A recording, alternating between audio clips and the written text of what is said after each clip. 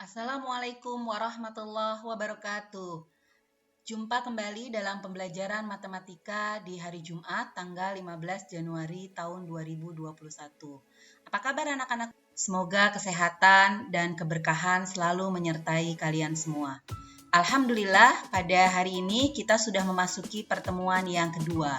Sebelum kita memulai pembelajaran pada hari ini, mari kita sama-sama membuka pembelajaran pada hari ini dengan membaca basmalah bagi yang beragama Islam, dan bagi yang beragama lain dipersilahkan untuk berdoa menurut agama dan kepercayaannya masing-masing. Kita buka dengan membaca basmalah. Bismillahirrahmanirrahim. Baiklah anak-anakku sekalian, materi kita pada hari ini kita sudah masuk pada pertemuan yang kedua. Kita masuk pada poin yang C, ya. Kita sama-sama saksikan.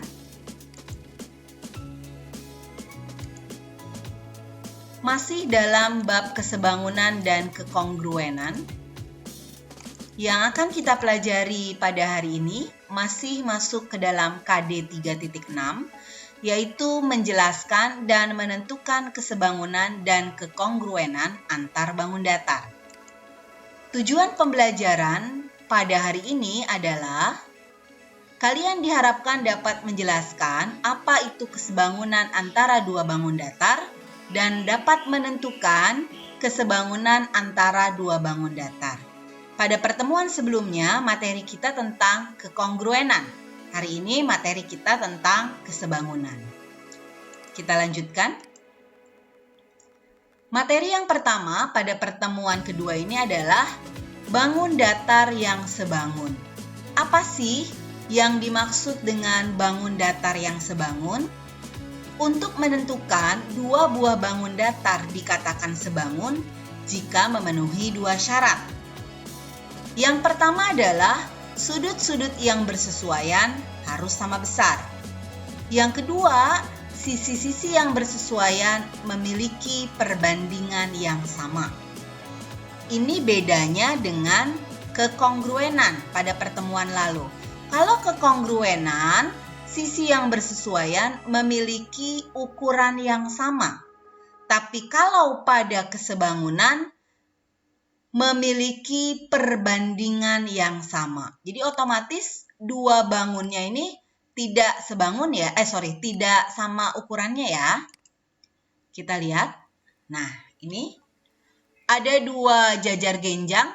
Jajar genjang yang pertama adalah ABCD, jajar genjang yang kedua adalah PQRS.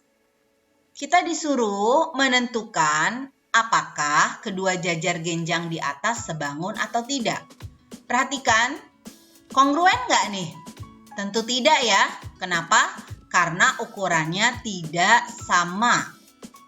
Bentuknya sama-sama, ukurannya tidak sama. Oke, bagaimana menentukan kedua jajar genjang ini sebangun? Sesuai dengan syarat yang tadi sudah kita lihat. Yang pertama, syaratnya adalah sudut yang bersesuaian sama besar. Yang kedua, sisi yang bersesuaian memiliki perbandingan yang sama. Oke. Perhatikan. Sekarang kita lihat dulu deh sudutnya. Sudut A samanya dengan sudut apa? Benar, sudut P. Dilihat dari mana tandanya ya. Tandanya juga sama.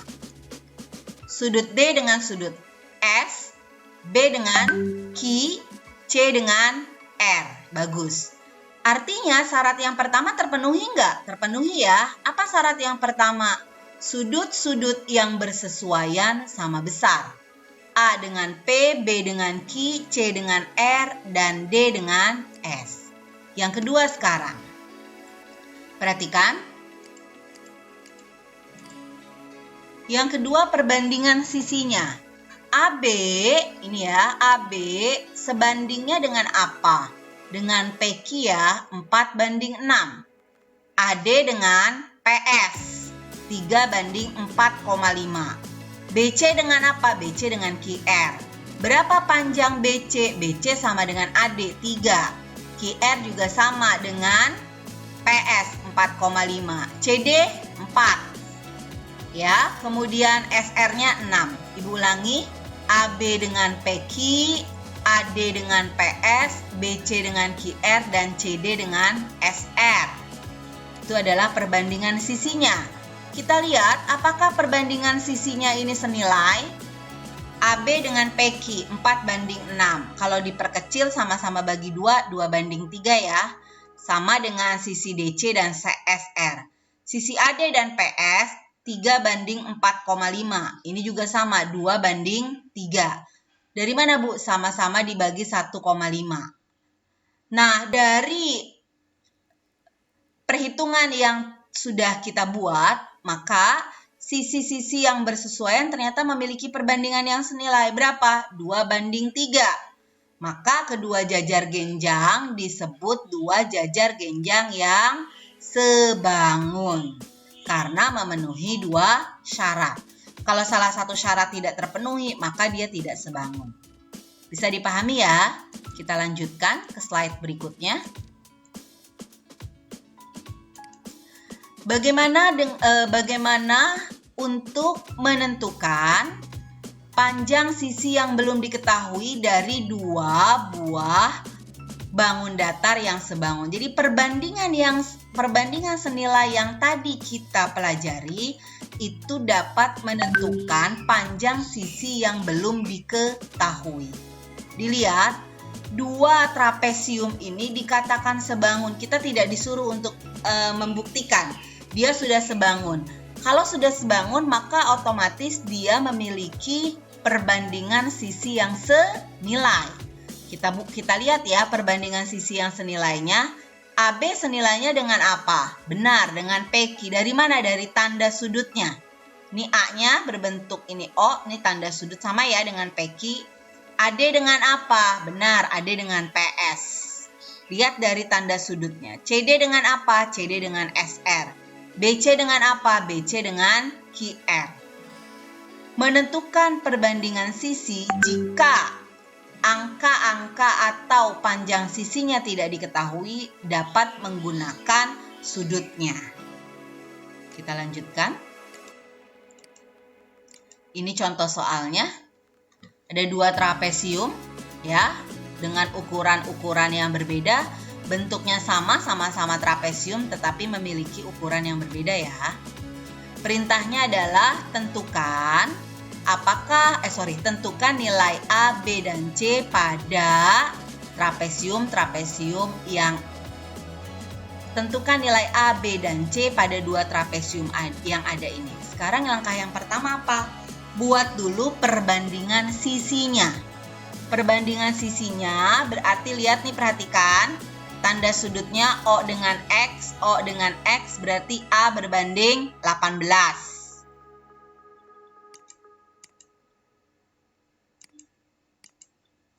A berbanding 18 ya. Kemudian yang kedua, kita lihat 10-nya ini berbanding apa? 10 berbanding C. Dilihat dari tanda sudut nih, tanda sudutnya. 20 berbanding, lihat tanda sudutnya yang hitam dengan yang seperti ini. Berarti 20 berbanding 15. 16 berbanding apa? Tanda sudut dengan X. Tanda sudut dengan X. 16 berbanding B. Oke, ini perbandingan sisi senilainya. A banding 18, 16 banding B, 20 banding 15, 10 banding C. Langkah yang pertama, kita tentukan nilai A-nya dulu ya. Gunakan satu perbandingan yang dua-dua ukurannya diketahui. Berarti A per 18 dengan 20 per 15. Ya, kemudian kali silang A kali 15, 20 kali 18. Maka 20 kali 18 dibagi 15. Boleh disederhanakan, boleh dihitung baru dibagi 15. Maka hasilnya adalah A-nya 24.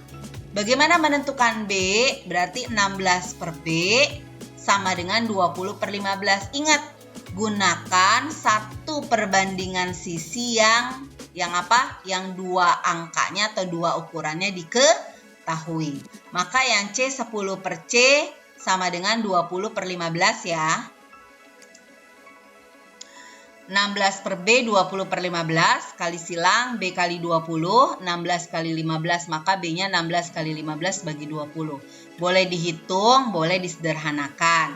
Hasilnya B-nya adalah 12. C-nya juga ingat, cari yang ada C-nya, perbandingan yang ada C-nya, kemudian satu lagi yang dua angkanya diketahui. Kalikan silang, selesaikan. Bisa dipahami ya? C kali 20 sama dengan 10 kali 15. Oh sorry, ini kok B. Ibu perbaiki ya. Ini apa? C ya.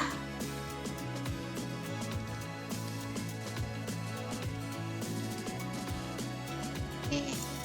Mencari apa? Mencari E. Ya.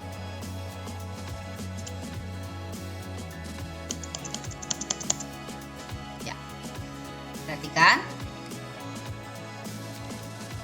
Tadi menentukan nilai B 16 per B sama dengan 20 per 15. Ingat, satunya ada B-nya, yang satu perbandingan yang dua angkanya diketahui. Demikian pula dengan yang C. Oke, nah perbandingan sisi senilai dari dua buah bangun datar itu dapat digunakan untuk menentukan ukuran yang sebenarnya atau ukuran pada peta. Ini peta ya, pernah lihat ya peta? Kalau peta itu ukuran yang sebenarnya enggak? Benar, bukan ukuran yang sebenarnya. Tetapi dia tidak bisa dibuat sembarangan, dia dibuat menggunakan perbandingan yang senilai.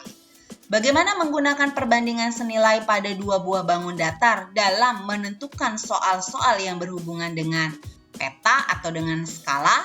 Kita lanjutkan slide-nya. Skala adalah jarak pada gambar atau pada peta atau pada denah berbanding jarak sebenarnya. Perhatikan contoh soal yang pertama.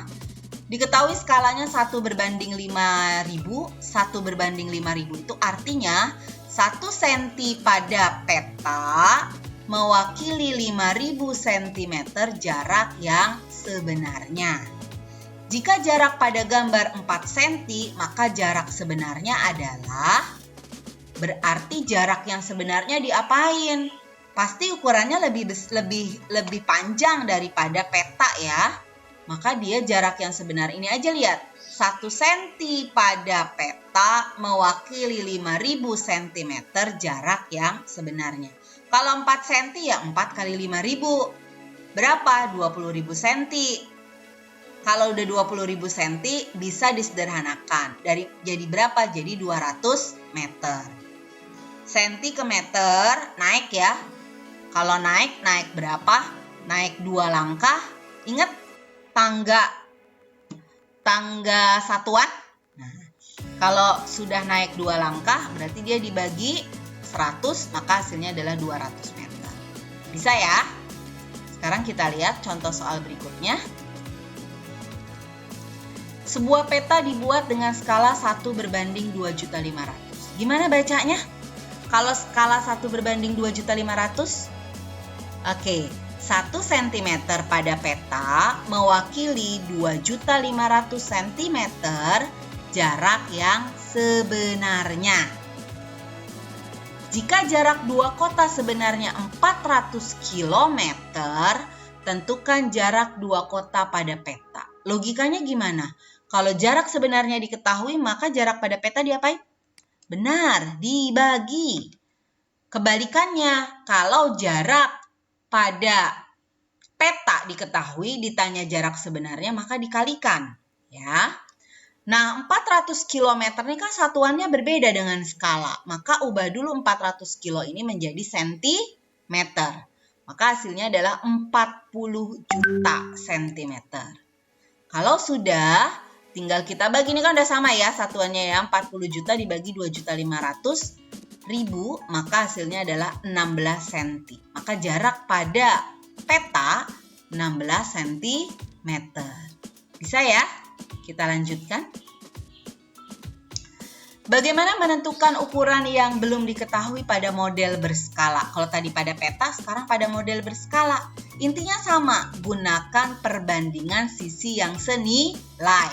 Perbandingan sisi senilai itu dibuat panjang dengan panjang, lebar dengan lebar, tinggi dengan tinggi.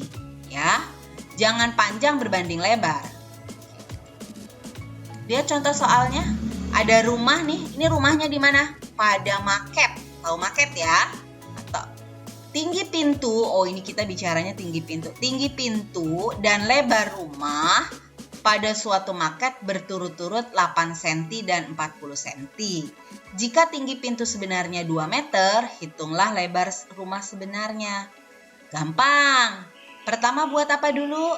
Benar, buat perbandingan sisi yang senilai. Tinggi pintu pada maket berbanding tinggi pintu sebenarnya. Sama dengan lebar rumah pada maket berbanding lebar rumah sebenarnya. Lihat. Diketahui tinggi pintu pada model 8 cm, tinggi rumah pada model 40 cm, tinggi pintu sebenarnya 2 meter. Satuannya berbeda, boleh diubah dulu. 2 meter jadi 200 cm ya. Lebar rumah sebenarnya kita misalkan dengan X. Buat perbandingan senilai, tinggi pintu pada model dengan tinggi pintu sebenarnya, lebar rumah pada model dengan lebar rumah sebenarnya.